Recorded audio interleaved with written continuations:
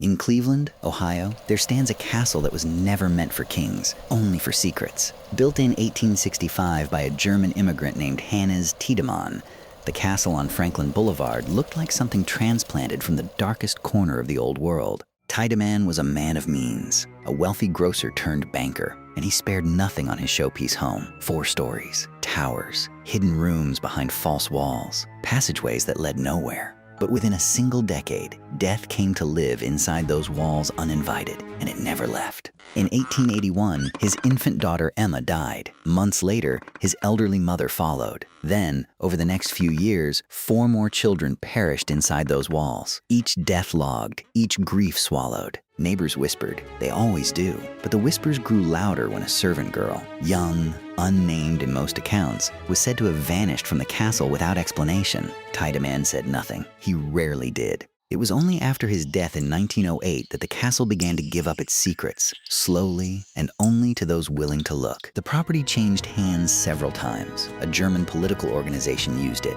A doctor briefly owned it. None stayed long. Then, in 1968, a family named Romano moved in. James and Emma Romano and their 6 children, full of optimism, deaf to the warnings. Within days, Emma heard it. Children's voices, laughter, coming from inside the walls. She assumed it was her own kids until she counted them. All 6 were in the kitchen. A rocking figure appeared in a 3rd-floor window, seen from the street, clear as day, even when no one was in that room. One of the Romano boys reported a woman in black drifting through the ballroom when he described her face. Cold, blank, hovering inches above the floor. The family stopped laughing at him, but the worst discovery came from inside the walls themselves. During renovation work, workers tore open a sealed hidden room and found human bones. Police were called. An investigation was opened. The bones were eventually classified as inconclusive. No identities were ever established. No charges were ever filed. The Romanos lasted 9 years. Emma Romano later said she never felt alone in that house, not for a single night. Subsequent owners reported the same catalog of horrors: an organ playing on its own, cold spots in sealed rooms, a gray lady moving between floors, children who laughed from inside the stone. The castle has survived fires, neglect, multiple owners,